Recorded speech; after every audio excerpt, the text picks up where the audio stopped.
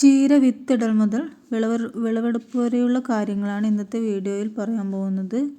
ചീര വിത്തിട്ട് മുളച്ചു വന്നത് പറിച്ചു മാറ്റി നടാതെ അവിടെ തന്നെ വളർത്തി ഒരു മാസം കൊണ്ട് വിളവെടുക്കാം. ആ ഒരു രീതിയാണ് ഇവിടെ പറയാൻ പോകുന്നത്.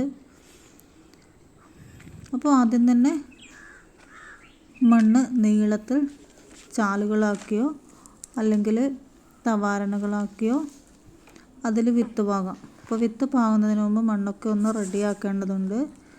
ചാലുകളാണെങ്കിൽ അതിൽ ആദ്യം തന്നെ നന്നായിട്ട് ജൈവവളം ഏതായാലും കമ്പോസ്റ്റ് ആണെങ്കിലും നന്നായിട്ട് ചേർത്ത് അതിനുശേഷം ആവശ്യത്തിനുള്ള വിത്തുകൾ ഇതുപോലെ നേരിട്ട് പാകി കൊടുക്കാം. അപ്പോൾ വിത്ത് പാകിയ ശേഷം ഉറുമ്പ് കൊണ്ടുപോകാതിരിക്കാൻ മീതെ മഞ്ഞൾപ്പൊടി നേർമയായിട്ട് വിതറി കൊടുക്കണം. അപ്പോൾ ഈ മഞ്ഞൾപ്പൊടി വിതറി കൊടുക്കുന്നത് കൊണ്ടുള്ള ഗുണം എന്താണെന്ന് വെച്ചാൽ വിത്ത് പോലും ഉറുമ്പ് കൊണ്ടുപോകാതെ നമുക്ക് മുളച്ച് കിട്ടുന്നുള്ളതാണ് അതിൻ്റെ ഒരു ഗുണം. അപ്പോൾ മഞ്ഞൾപ്പൊടിയൊക്കെ ചേർത്ത് കൊടുത്തതിന് ശേഷം നമുക്ക് വെള്ളം മെല്ലെ പാറ്റി കൊടുക്കാനേ പാടുള്ളൂ, അല്ലാതെ നേരെ കോരി ഒഴിക്കാൻ പാടില്ല.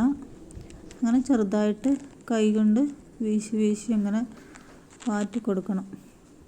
അപ്പോൾ നമ്മൾ ഈ വിത്തിട്ട് മുളച്ച് വരുന്നത് വരെ ചാക്ക് അല്ലെങ്കിൽ ഓല ഇങ്ങനെയുള്ള എന്തിനെങ്കിലും കൊണ്ട് മീതെ പുതയിട്ട് കൊടുക്കണം.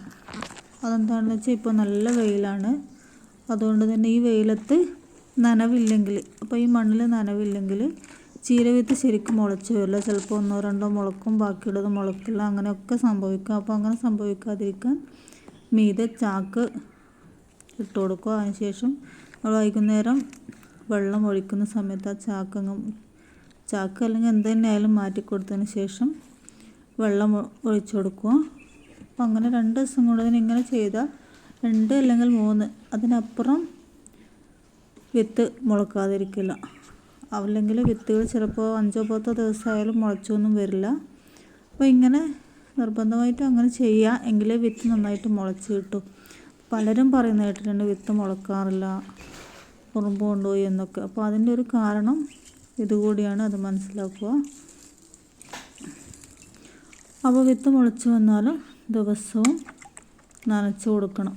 രാവിലെയും വൈകിട്ടും നല്ല നനവ് കൊടുക്കണം. കാരണം പ്രത്യേകിച്ചും നമ്മൾ ചീരയൊക്കെ പാകുമ്പോൾ നല്ല വെയിലുള്ള സ്ഥലങ്ങളിലാണ് പാകാറ്. അപ്പോൾ നനച്ച് കൊടുത്തില്ലെങ്കിൽ വെയിലത്ത് മണ്ണുണങ്ങുകയും അതുപോലെ തന്നെ വിത്തുകൾ മുളക്കാതിരിക്കുകയും ചെയ്യും.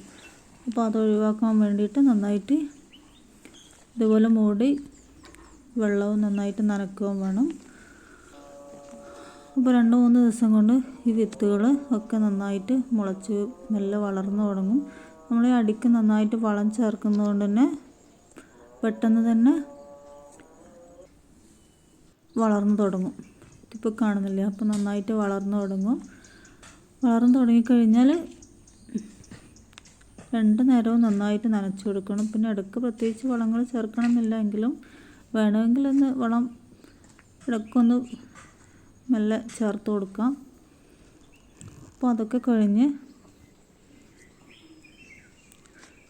പിന്നീടുള്ള ചീരയുടെ വളർച്ച വളരെ പെട്ടെന്നായിരിക്കും. അങ്ങനെയെന്ന് വെച്ചാൽ നമുക്കൊരു മാസം കൊണ്ട് ചീര നന്നായിട്ട് വളർന്ന് ഇതുപോലെ ആയിട്ടുണ്ടാവും. നന്നായിട്ട് വളർന്നു എന്ന് പറയാൻ പറ്റില്ല, നമ്മൾ നേരിട്ട് പാകി പറിച്ച് നടന്നതാണെങ്കിൽ ഇതിനേക്കാളും വളർച്ചയുണ്ടാവും. ഇപ്പോൾ ഇത്ര വളർന്ന് വിളവെടുക്കുകയും ചെയ്തു. അപ്പോൾ വിത്ത് പാകി തൈകൾ മുളച്ച് വന്നതിന് ശേഷം അതിനെ മാറ്റി നടന്നതാണെങ്കിൽ 1.5 മാസമെങ്കിലും എടുക്കും അത് ശരിയായി നന്നായിട്ട് വളർന്നു കിട്ടാം. പക്ഷേ നമ്മൾ ആദ്യം പറഞ്ഞ ഈ രീതിയിൽ വളർന്നതിനേക്കാൾ നന്നായിട്ട് വളരും രണ്ടാമത്തെ രീതിയിൽ പറഞ്ഞ പോലെ മാറ്റി നട്ട് ചെയ്യുമ്പോൾ. പക്ഷേ അതിന് കുറച്ചുകൂടി സമയമെടുക്കും, പക്ഷേ അതിന് നല്ല വളർച്ച ഉണ്ടാവും. അതുമാത്രമല്ല, നമുക്ക് ആദ്യം നട്ട രീതിയിലേതിനേക്കാൾ കൂടുതൽ വിളവ് കിട്ടുകയും കൂടുതൽ കാലം വിളവെടുക്കുകയും ചെയ്യാമെന്നുള്ള ഒരു വ്യത്യാസം കൂടിയുണ്ട് ഇവ രണ്ടും തമ്മിൽ. അപ്പോൾ ഏതാണെന്ന് വെച്ചാൽ ചെയ്യും.